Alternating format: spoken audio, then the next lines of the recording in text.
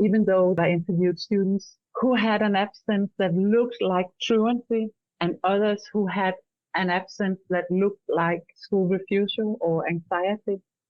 When I talked with these students and got a deeper understanding of what triggered their school absence, all of them talked also about problems at school, interactive troubles, academic struggles, bullying. And some of them also had psychological disorders, some kind of mental health issues, but they didn't find that that was the explanation. So there was much to learn.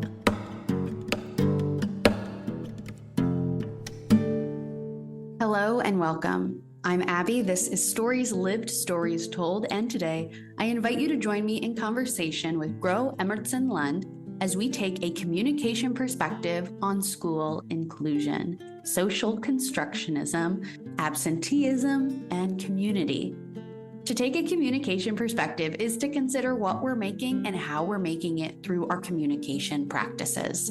This means we look closely at patterns, context, stories, and relationships, and that we use curiosity, mindfulness, collaboration, and dialogue to create better social worlds. So whether the topic of today's conversation is familiar to you or not, the hope is that using a communication perspective will reveal new ways of seeing and being for all of us. At the top of the episode, you heard our conversation partner today, Gro Emmertsen Lund. Gro is an independent scholar, education specialist, researcher, and author. I really enjoyed getting to speak with Gro, and so I'm thrilled to be sharing this conversation with you. I think Gro has incredible insights, and it's also a very hopeful conversation, and that made me excited and energized. This is the last episode in our education series, so as we listen to this, I'll also kind of prompt you to be thinking back on the other conversations in this series and be considering what you've learned from all four of these conversations together. So I won't say any more. Let's just jump into it and wrap up the conversation with Gro.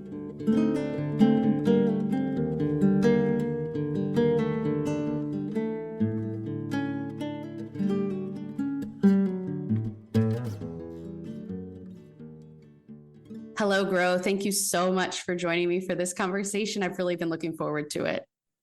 Thank you. Thank you for inviting me. I've been looking forward to it as well.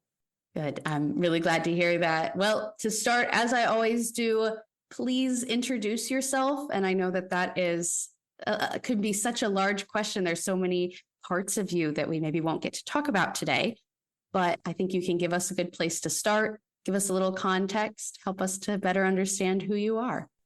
Okay. So my name is Gro Emmertsen Lund, which would be Gro Emmertsen Lund in English, and I'm from Denmark. I'm almost 50 years old. I have 3 adult children, been married for 30 years now, and I have a background as a school teacher, working both in special education and regular education. I did my master's degree from Southern University of Denmark, looking into social constructionist theories on school development, evaluation of schoolwork. Then I've been working as an organizational consultant for many years, also working with social constructionist theories. And in 2017, I completed my PhD dissertation from Twente University in the Netherlands, looking more into depth with how schools respond to interactive trouble in Denmark, especially from a student and parent perspective. So I use CMM theory in looking into those processes of communication. Yeah, I'm glad to hear that. I'm so glad to be able to hear your perspective today, especially because for me, the hope in this podcast is to take this social constructionist, to take this communication perspective and apply it in as many different areas as possible to really help people understand just how expansive it can be and how you truly can use it in any scenario. So I'd be really curious to hear more about maybe kind of your introduction. It seems like social construction is a huge part of your life and work. So how did you first come across social constructionism, and what kind of made it feel important to you that it has stuck with you so much? Maybe I don't know. Sure. But I do have some memories of some of my first understanding of social constructionist ideas, and it goes many years back. I have a mother who is an organizational psychologist, and she's been working with social constructionist ideas since around 1990. So, of course, she talked a little about it to me, and then I met a professor in Denmark, highly regarded professor, who also talked about evaluation in a social constructionist perspective. And I was like, wow, so you cannot measure anything without influencing it. Oh, so you cannot talk like this in a linear way, a linear perspective, without considering context and relationships and process and all of that. So it kind of grew on me through my academic studies. And then I met the Charles Institute, Ken Gergen, Mary Gergen, Sheila McNamee, and the whole world of social constructionist ideas kind of floated somehow, because this is a community full of practitioners and scholars that work with social constructionist ideas. Barnett Pierce was part of it as well. Peter Lang, David Cronin, David Cooperrider, many a long people. List of people. Yeah. Yes. Yeah, a long list of excellent scholars. And I did exactly what you just talked about. I tried to learn more about social constructionist ideas by applying it as a lens to look at stress, violence, school problems, leadership, communication, school absenteeism, many different things, actually, also evaluation in organizations, and to try to understand more deeply the implications of changing the lens from positivistic, the realism paradigm, the deficit paradigm, everyday thinking, in opposition to social constructionist or relational ideas. And I'm still learning more from that.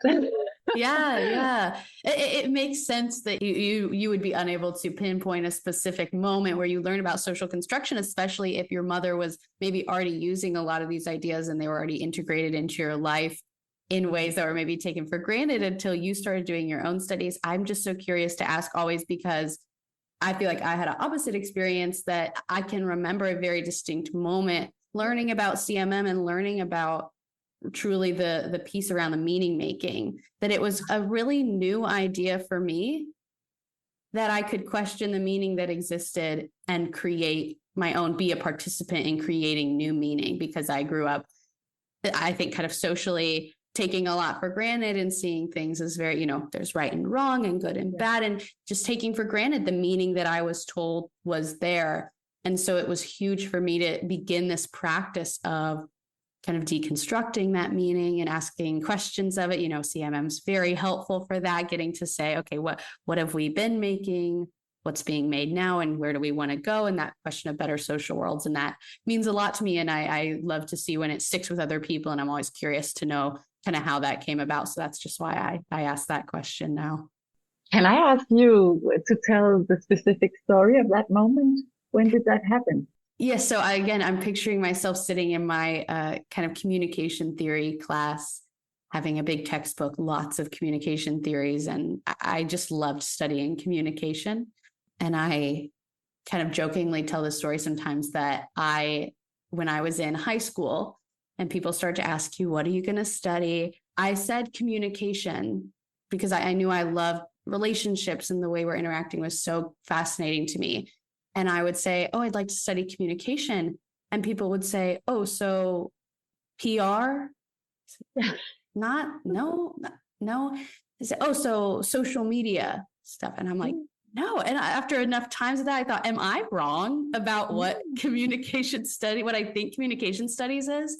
And so I was convinced actually that I was wrong, to the point that I went into university with a different major. I was political science, but thankfully I found my way back to the communication department and learned that, oh yes, I was right all along about what I thought communication was. I was just referring to interpersonal communication was the field that I ended up studying.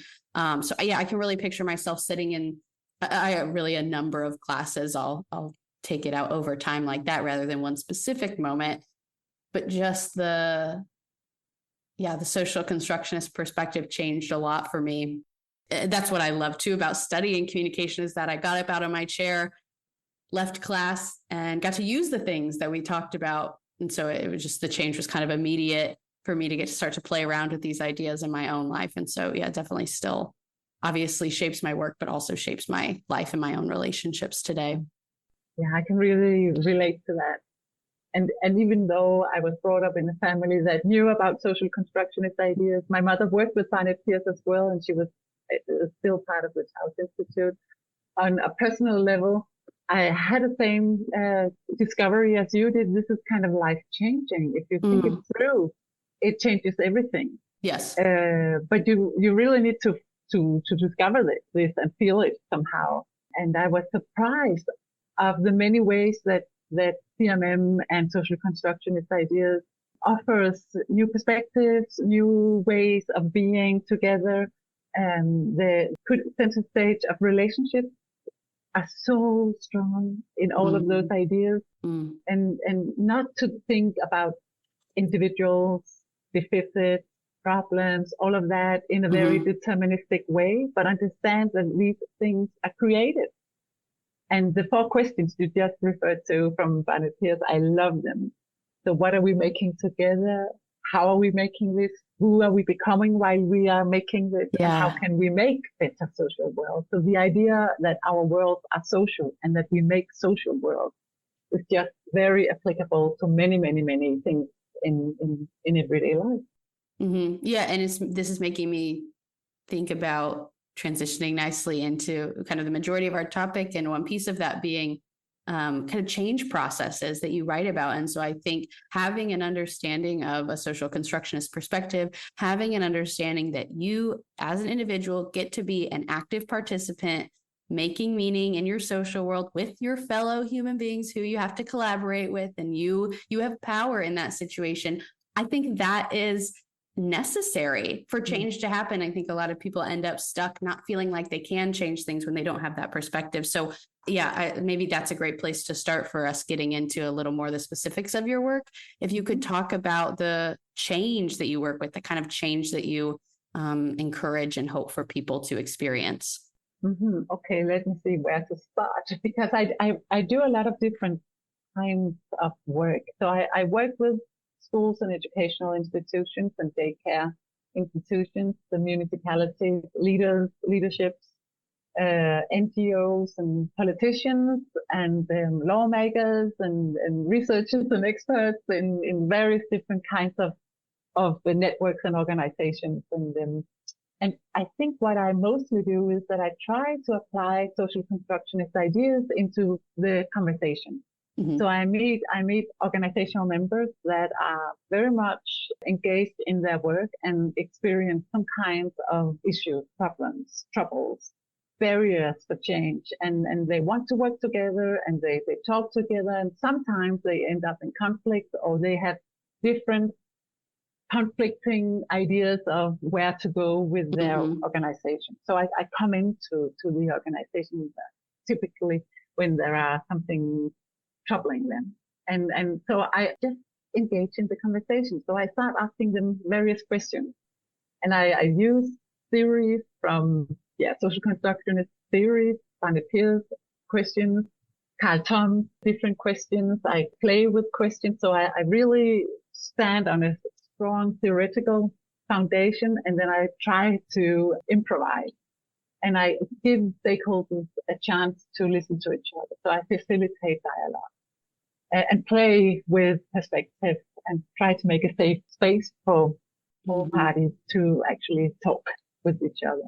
And then we try to take out a focus point of something that are more important than other things. So what is the most important, or what is the problem in the problem, or what are the dreams? What is the essentiality of that dream?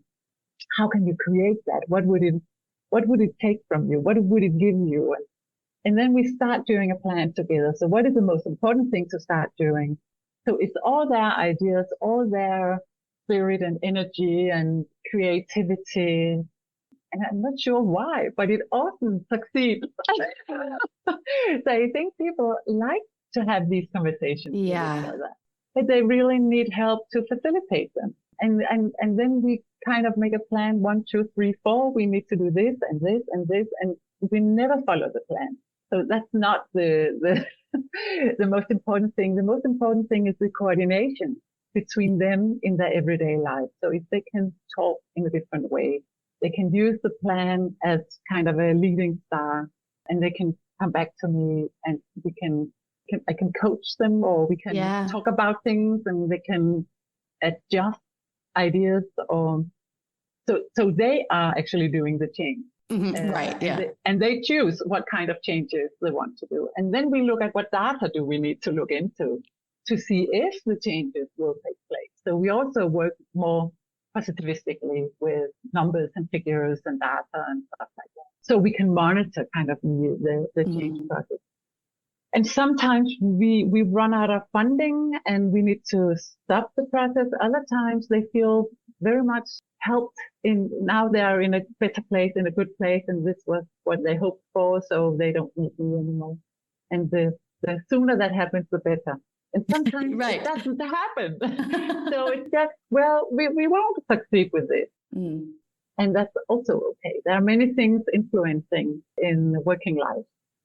And not all of those can be changed over a process of 1-2 years. So I'm not sure if I answered that question, but I do also do a lot of research, and I do writing. So I publish books and articles, and I publish about my own work, but also I look into subjects and I apply a social constructionist lens to that subject, a problem, and kind of try to explore and elaborate new theories. And that was a great place to start. I'm glad we could start so broad and say, well, and truly it applies to all these areas. And you could speak kind of generally about how that works for you, coaching people.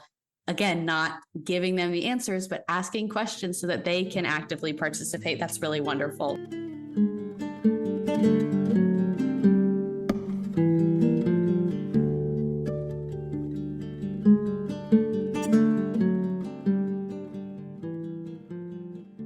Let's transition to maybe a more specific example. One of the things you do is work with schools, with educators, and you've recently published a book. Congratulations. I want to know about that. What's the social constructionist perspective on what you specifically write about in this book, absenteeism?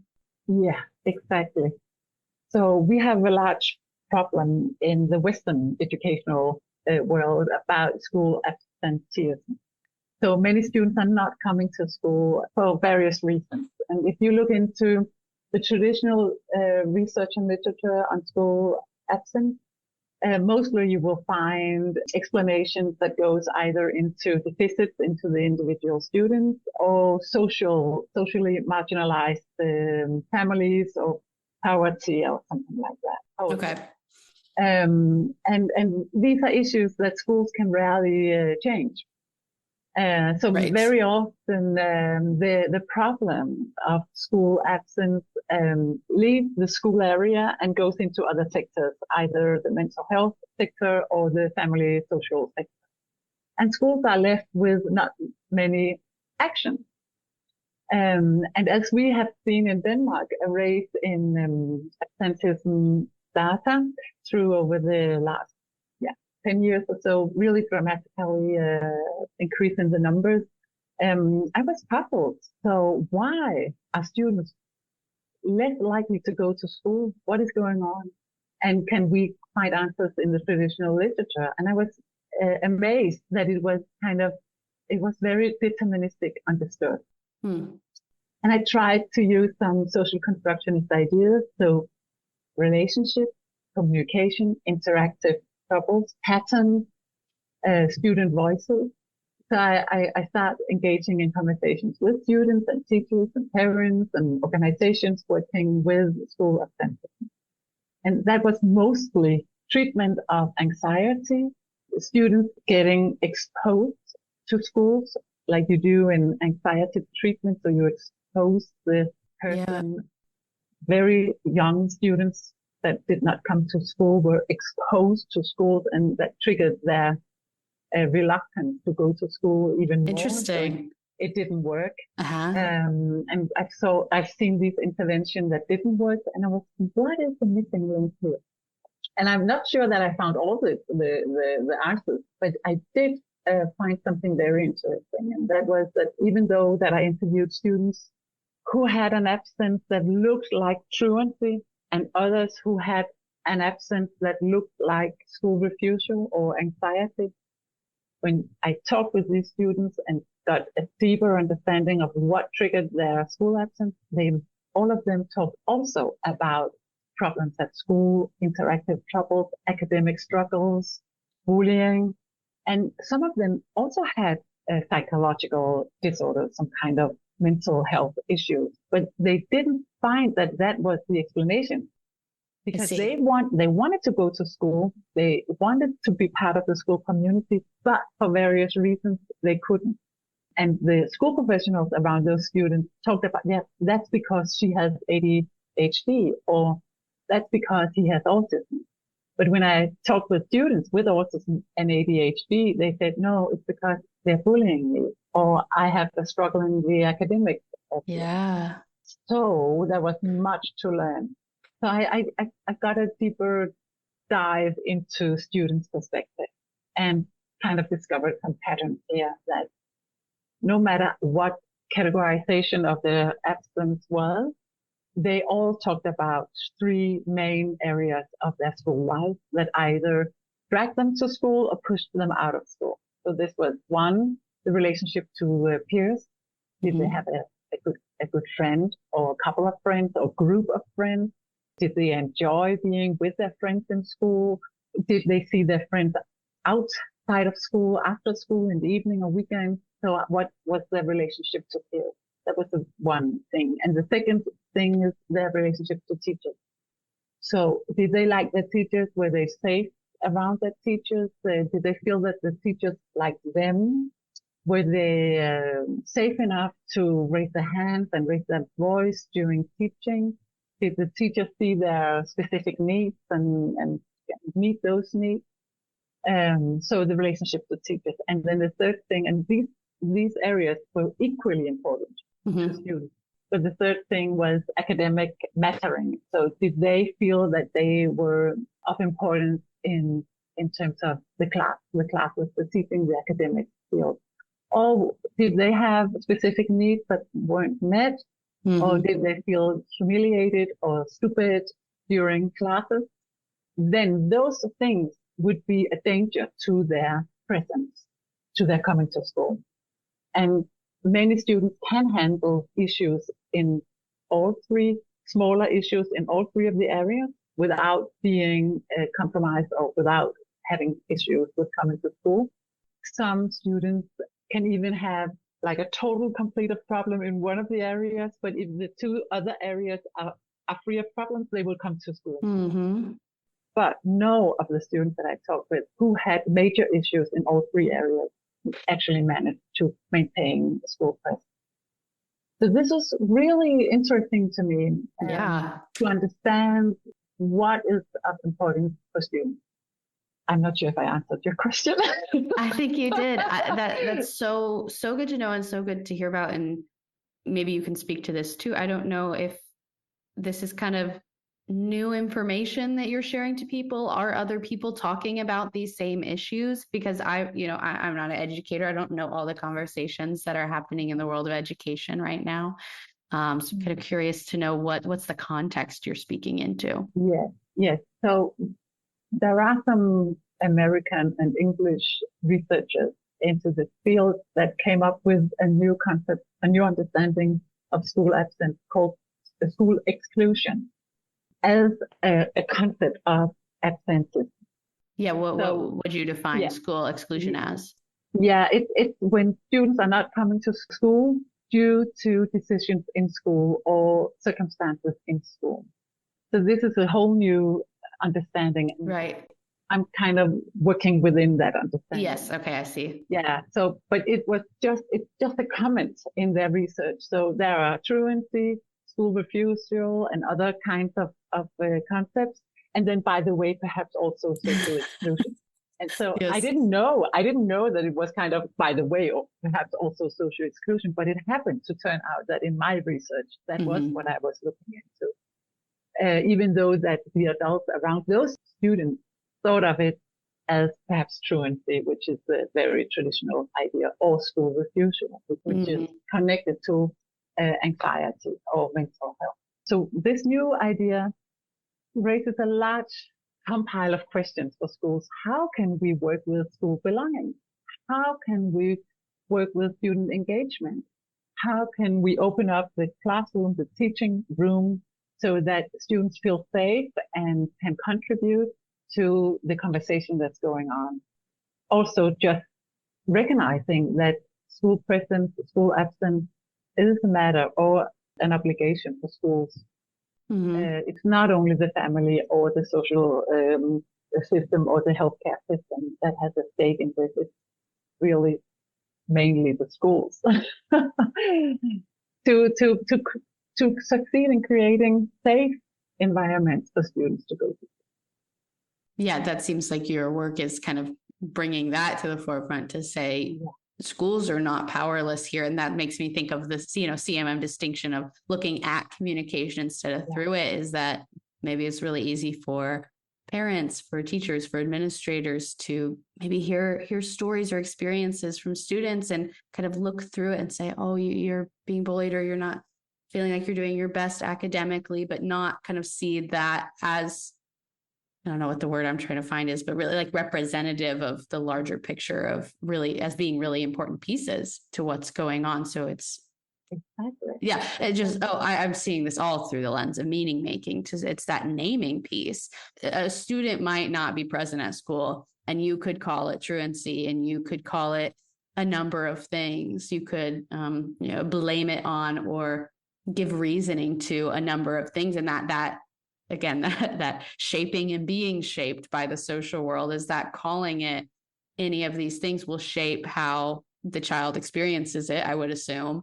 And so calling it what you're calling it, the school exclusion that's going on, I think is a really meaningful shift in the way you're naming it that feels really productive for probably both students and schools. Yeah. You say it better than me. I'm not fluently in English. No, does that make sense? Everything I just said? Okay, yeah. It makes sense, and this is exactly what I experienced with interviewing students. They feel suddenly empowered.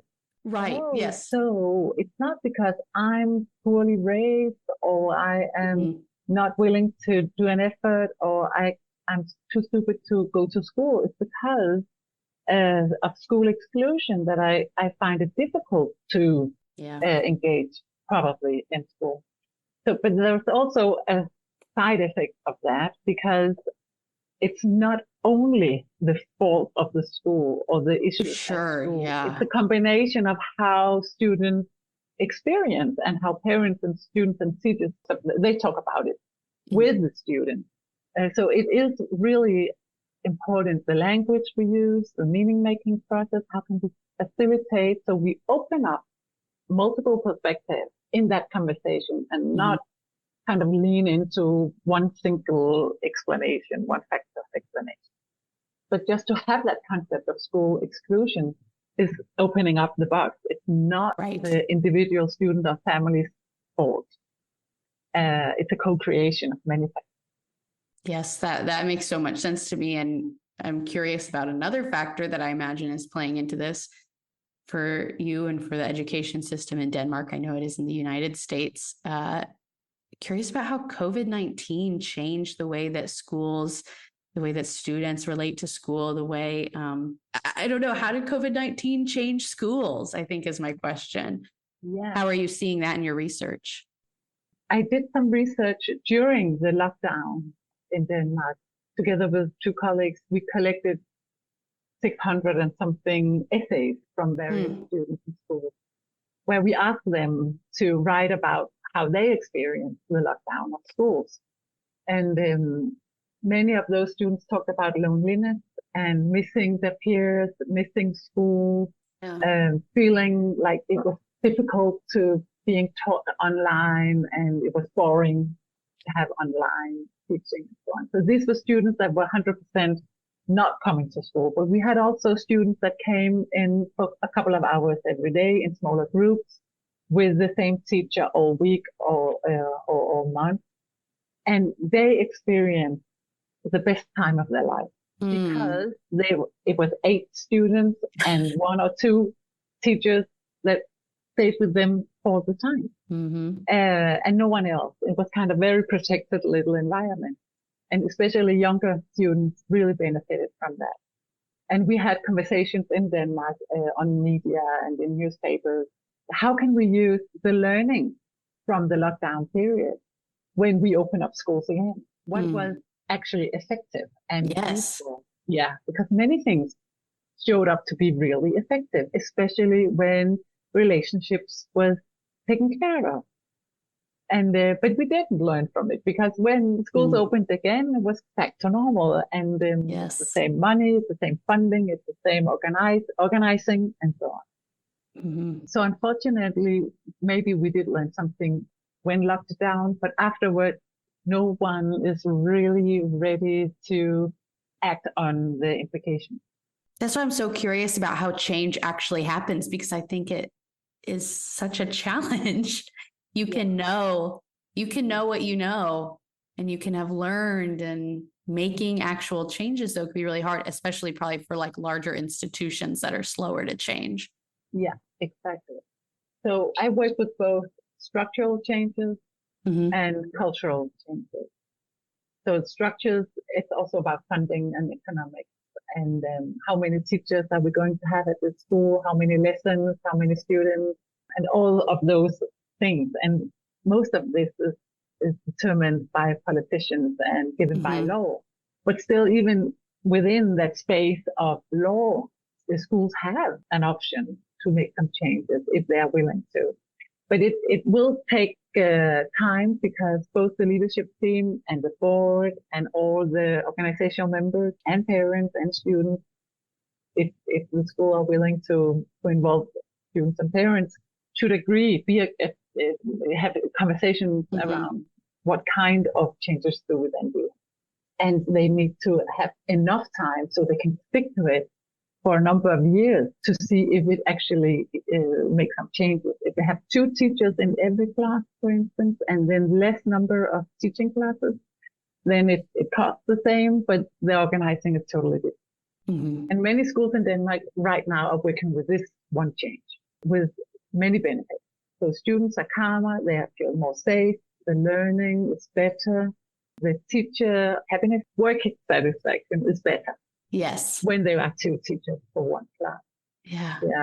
But you need to level down the number of lessons in order to have the economy to put 2 teachers within one class. So these are the structural changes. But if you have 2 teachers in one class and they are very individual, problem and deficit focused, not much is gained, because they will be really authoritarian. Authoritative? Yes, I think that's the word. Yeah, I'm imagining that probably you could have 2 people that kind of, we'd say like butt heads. Maybe they're very individualistic. And so it might be a challenge to collaborate for 2 people, I could assume. Also, that could also be a problem, but their teaching would also be influenced in what kind of, let's say, epistemological viewpoint they work from. So do they understand the power of relationships and the power of language? Yeah, that's great. Do they encourage students to be engaged and involved or not? So that is pedagogy and didactics, it's called in Denmark at least. And it's important that 2 teachers in one class agree about their teaching method. Right. Otherwise, it won't work.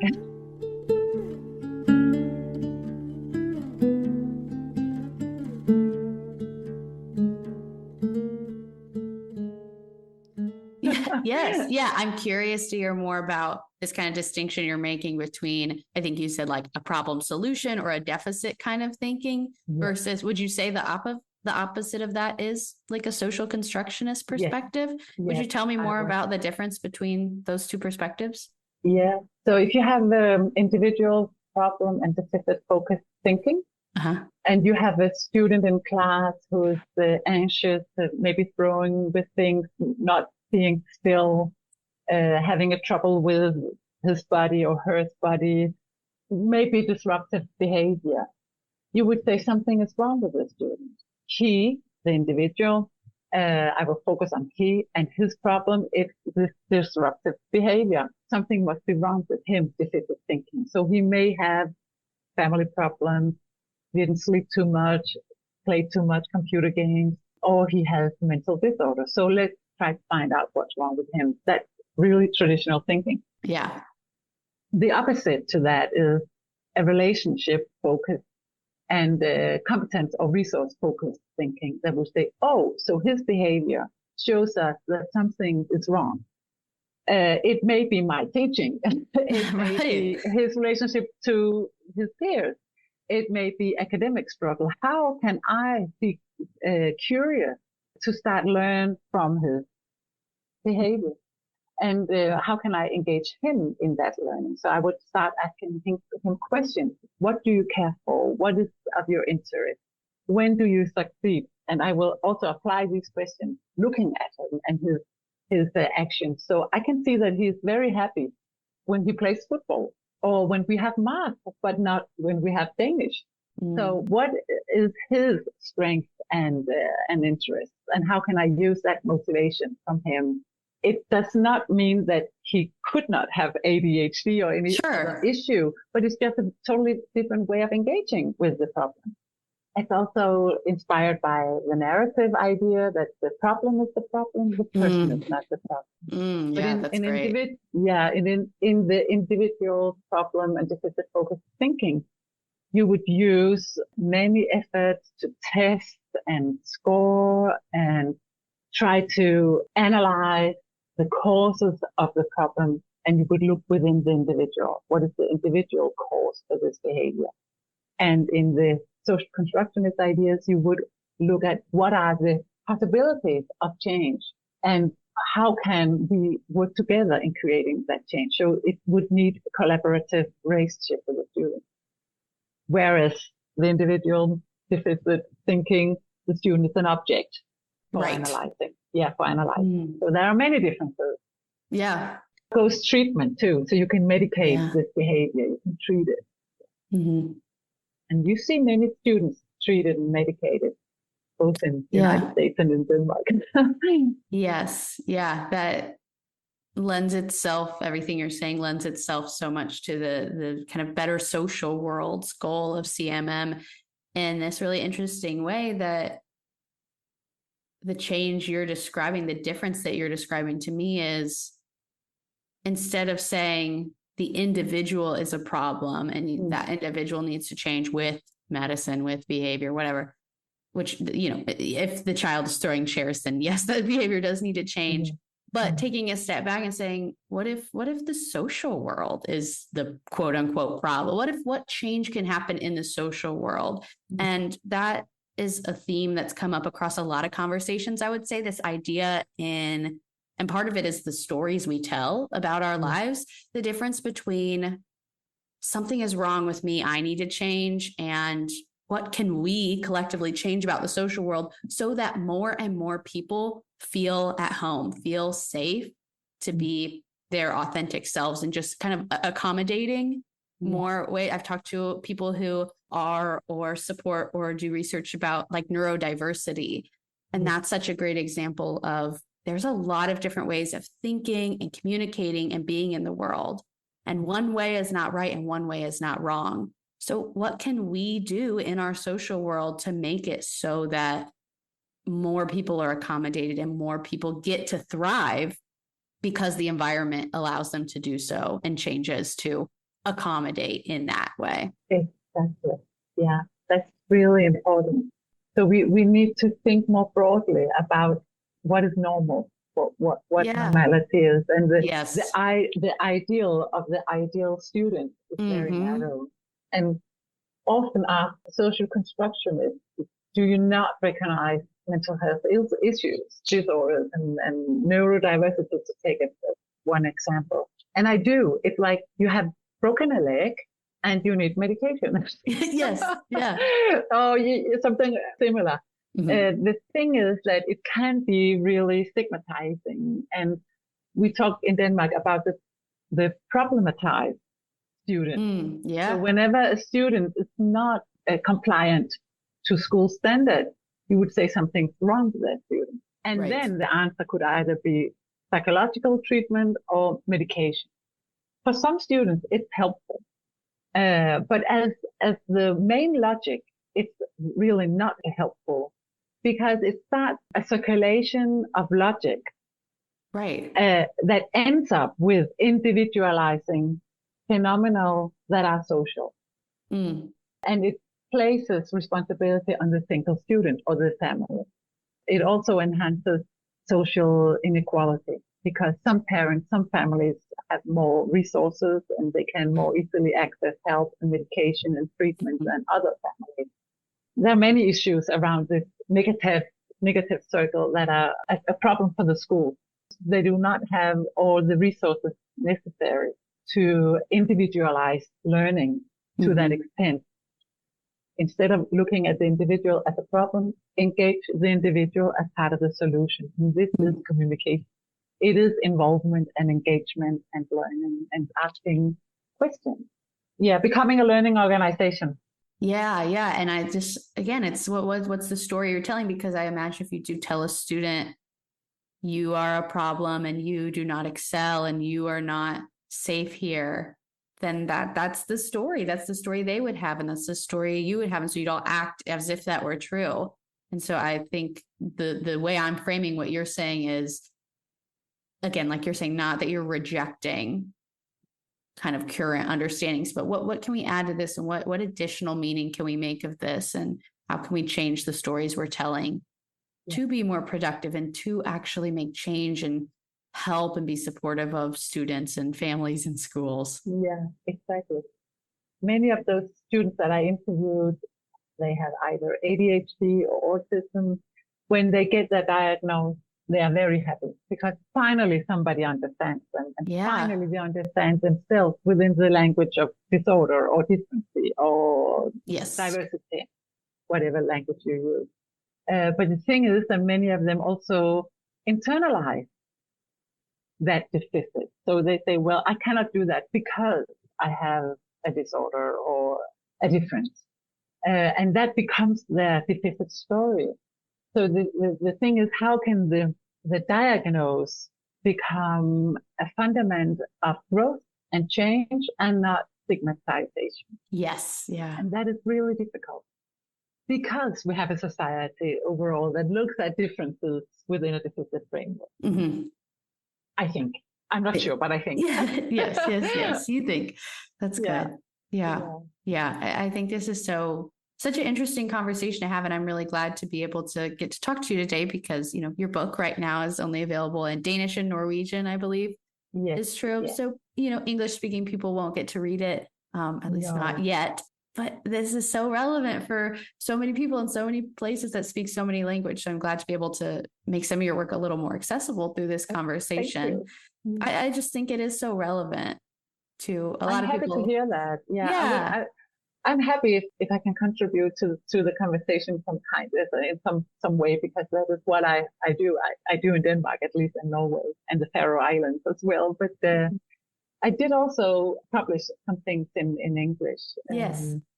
For the Sage publication and through the Taos Institute also. But what I see is that the field of study in education is moving really fast at this moment. The speed of publications are crazy. And even though that we look at different school systems and different countries, some of the same issues arise. Right. So right now it's school absenteeism, it's school violence or interactive troubles in schools. How can we work with that as educators? It's school parent collaboration also a large issue, and inclusion, exclusion. So we have issues of sex, gender, race, social class, many things. And it looks like in the Western world that we are a little behind all the time. So we are really running behind the problem instead of being proactive. And part of this, I think, is that we have like an epistemological, maybe not war, but kind of war. Yeah, yeah. So if we cannot recognize issues, problems as being people's lives, so they live with poverty, they live with issues, problems, troubles, and this is their life. They have less privilege, people with less privilege. Mm-hmm. And then research and lawmakers are the privileged one, and they're kind of making the standard. The distance between those, I think, is kind of increasing, not decreasing. We should decrease that. Yeah. I have a lot of friends who are teachers right now, and I hear a lot from them about the struggles of there's lots of different policies being made, again, by politicians who are not educators and who it seems like do not truly understand what educators need, what students need, what schools need. Yeah. And so it is really, like you're saying, I think maybe there's a lot of research, there's a lot of thought going on that is happening very fast, but the change is happening very slow. Exactly. Yeah. So that's an issue.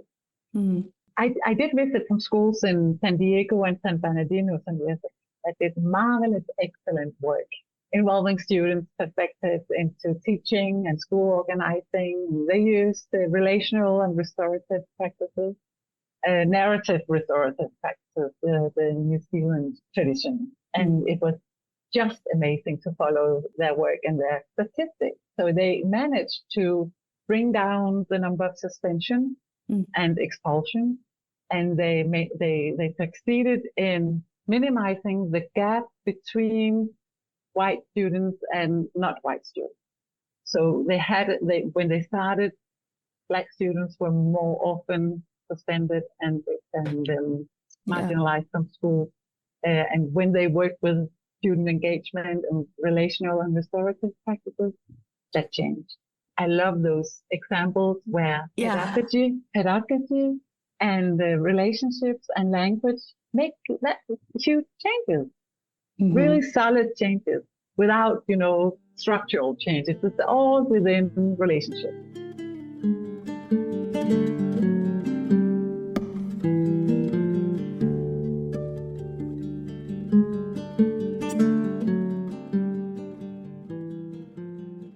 If you have more examples, I'd love to hear more kind of success stories. Oh, I do.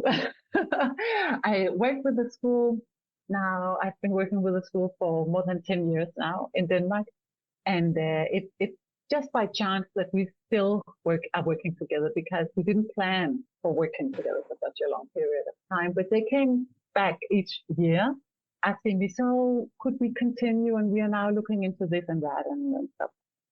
And now when we look back within the last 5 years, they have had only one student with whom they were concerned if that student should not stay at that school anymore.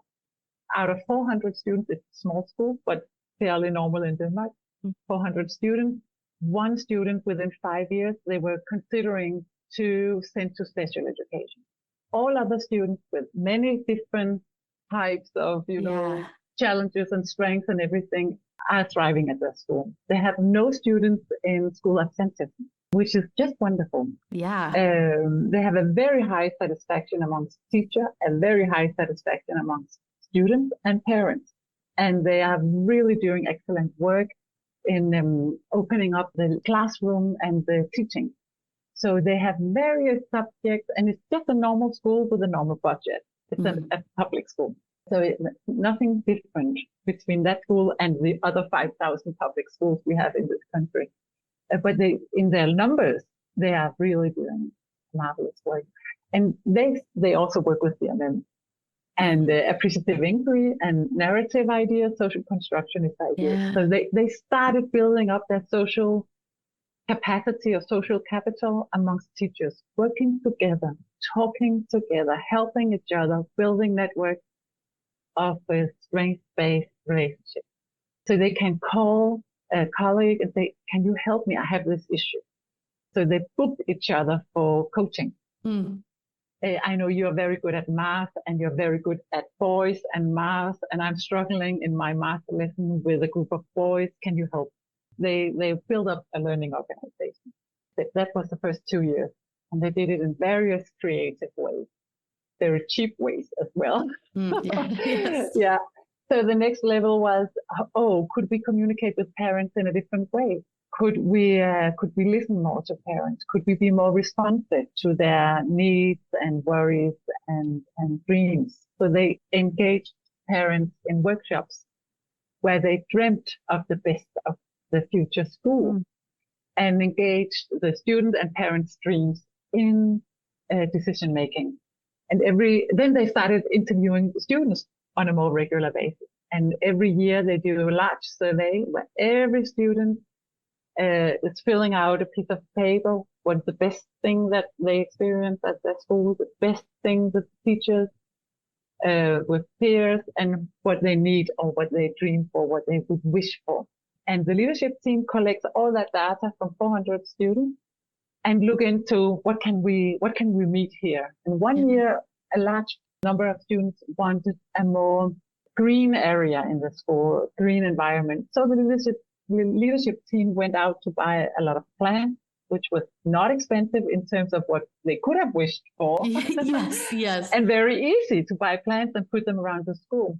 Another year, students wished for more subjects and more autonomy and an option to choose between different subjects at school. So the leadership team, together with teachers, developed a little booklet with 29 different small subjects that students could choose within 6 weeks every year. Every school year, they had 6 weeks with only voluntarily subjects. And it could be cooking, baking, repairing your bike, doing some IT programming, painting, whatever. And it was the students that came up with ideas for subjects. And they continued this for 10 years now, this idea. And the students love it. Another example, I will maybe stop coming with examples because I could talk about this school for. These are great. That's so great to hear. Yeah, but another example is that they had an issue for a couple of years, and an increasing issue. And that was that many students came to school too early, like half an hour too early. And they didn't have any teachers at the school at that time, 6:30, 6 something in the morning, or 7 something in the morning. And in the wintertime, the students were freezing outside of the school, couldn't go in. And they wrote to parents, please do not come with your children that early. And, we are not even open yet. But the parents couldn't help it. They needed to go to work and there were no other option. And instead of making that an issue between parents and school, the school asked, so what can we do? Maybe we should open the school in the morning. Maybe we should do a breakfast cafe. Maybe we should have some professionals to meet the children when they come. And they started this as just a pilot project. And now it's fully integrated. And the booklet with little subjects that that students can choose from also always has baking class. So each year the baking class makes sure that there are buns and small things to eat in the morning cafe. And then they discovered that these students coming into morning cafes, they wanted help to prepare their homework or to make sure their pen and pencil were all up to date and so on. So it was actually helping also into the academic issues of the world. And this is now running very regularly with no problems at all. So there are many, many, many concrete examples of how a school can use the resources that students and parents have to make better lives, school lives. The thing about inclusion and exclusion may be the biggest economic issue here, because in Denmark, whenever you send a student to special education, you take the money from the school's budget. Interesting. Yeah, very expensive. Yeah. So if you stop excluding students to special education and meet their needs in regular school, you will have a much larger budget, and then many things are possible. And so I had the school coming to the Ministry of Education to tell them how they succeeded in creating great school lives for their students, despite different needs and things. I also had researchers from Norway, and even Camp Gergen visited the school. And the school manager is also now talking about the work that they have done to inspire other schools. Mm-hmm. So you can really make long-term school changes or build up a culture, Yes. a sustainable culture, relationship-based sustainable culture. Mm-hmm. It's not that they do meet problems and issues sometimes, and there are things that they find difficult, but they have the right language and understanding and concept in order to have conversations together about how to deal with it. So they have a shared responsibility. I really love that. It's so wonderful to hear those stories, because everything we've talked about, all of your work seems to be about, okay, yes, there are things that schools, parents, students cannot control. Those exist.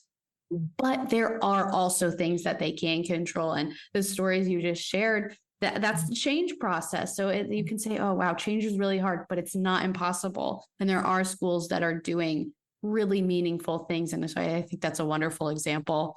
I am so glad that you were able to share all those stories, because I think that'll make it really like real and tangible for people, the kind of change that can happen, that they can create and experience on the personal level, relational level as well.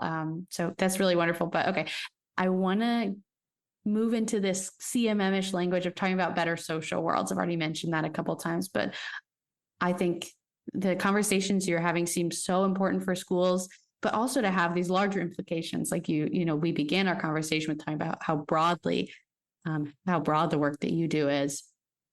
And so I'm curious, I can already use my imagination in many ways to see how the work you're doing is obviously part of a better social world, but I'd love to hear in your own words, how is this work around school inclusion and community and absenteeism?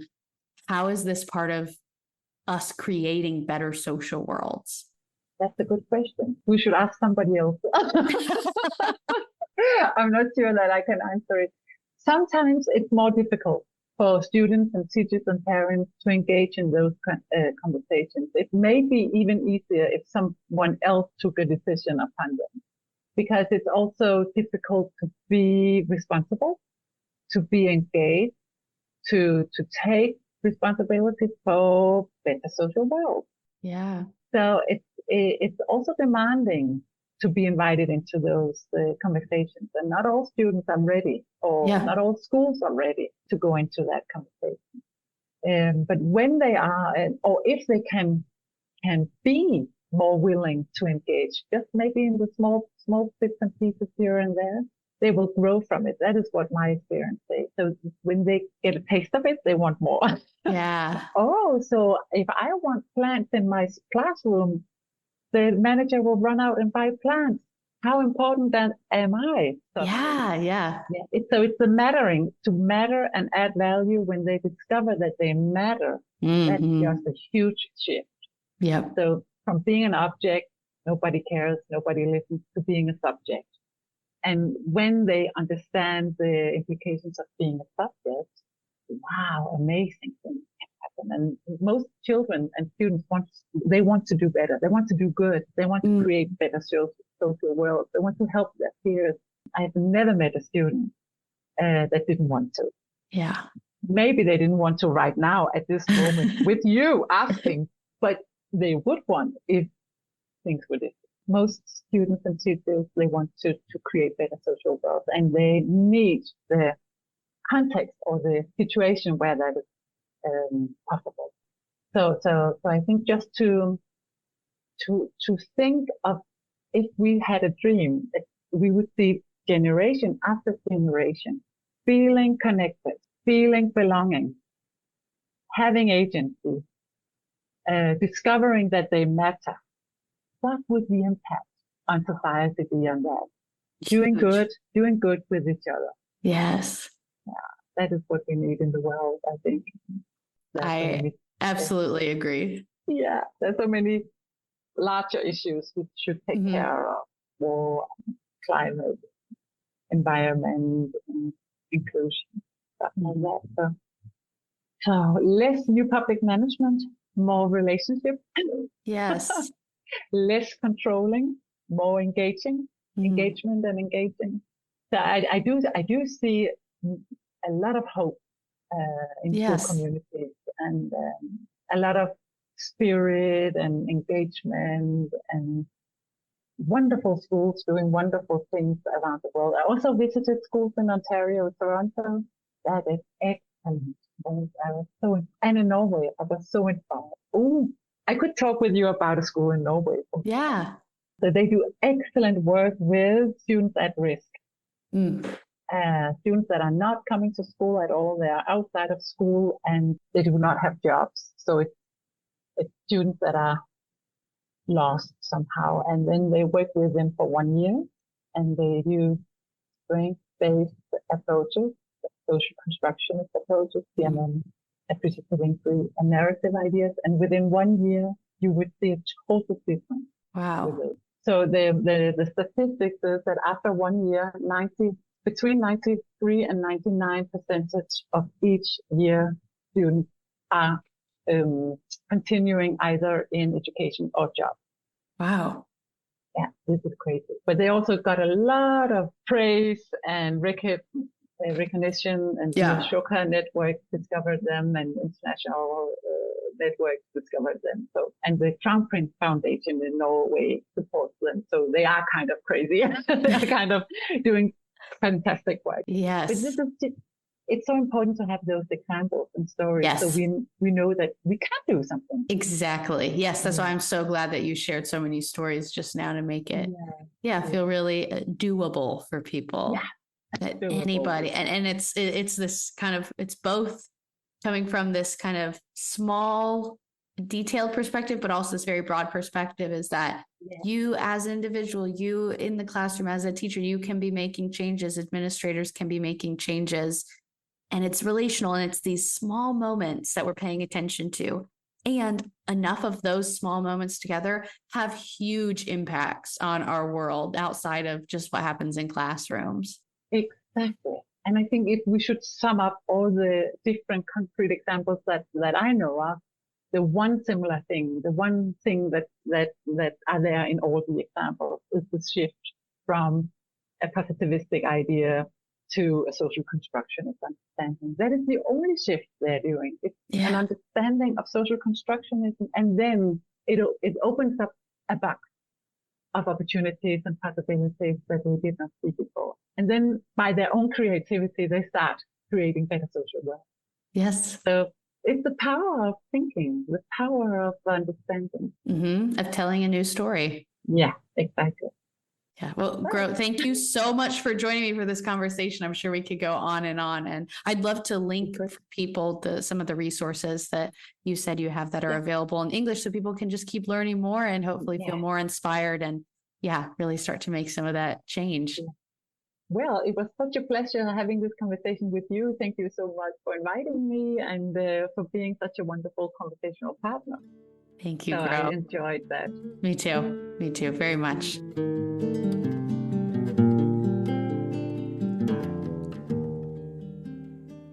Okay, that is all for our conversation with Gro. At the end of each episode, I'd like to offer questions to reflect on. This acts as a next turn, so the conversation doesn't stop just because the episode does. Like I said at the top of the episode, because this is our last conversation for this month's theme, in addition to the question I'm going to ask today, I'd also have you think back and reflect on the questions I asked in previous episodes. I think there's just one question I want you to be thinking about today, really inspired by the end of Gro and I's conversation, and that is, what are the tangible changes that you can be a part of making in your social worlds?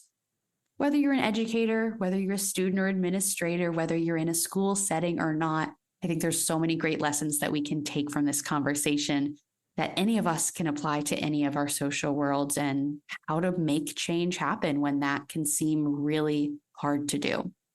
You're welcome to reach out to me to share your reflections. I always love to hear those, as well as any of your own questions or ideas. You can connect with me through email, the website, by commenting on Instagram or YouTube, or by commenting on the CMM Institute Substack, where you can also find all podcast episodes. The reason I invite you to share your reflections with me is to stay in dialogue, such an important value of CMM and a communication perspective. Other great ways to stay in dialogue is to follow the show wherever you listen, leave a rating and review. And most importantly to me, share this episode with someone you want to invite into the conversation. I'm supported by the CMM Institute for Personal and Social Evolution. This podcast is just one of many initiatives designed to create space for more conversations that move us toward those better social worlds we hope to create. Because this is a conversation that is part of our education theme, I would be remiss if I did not specifically call out our Cosmo activities, social emotional resources. That's one of those other initiatives that the CMM Institute has created. They are social emotional resources available for free, multiple activities for all different ages. And those are available at www.cosmoactivities.com. I'll include the link to that in the show notes. So especially if you are an educator listening, or if you know and love an educator, please check those resources out. I think they're really, really meaningful. So you can learn more about that and all the other initiatives of the CMM Institute in the show notes. Thank you for showing up.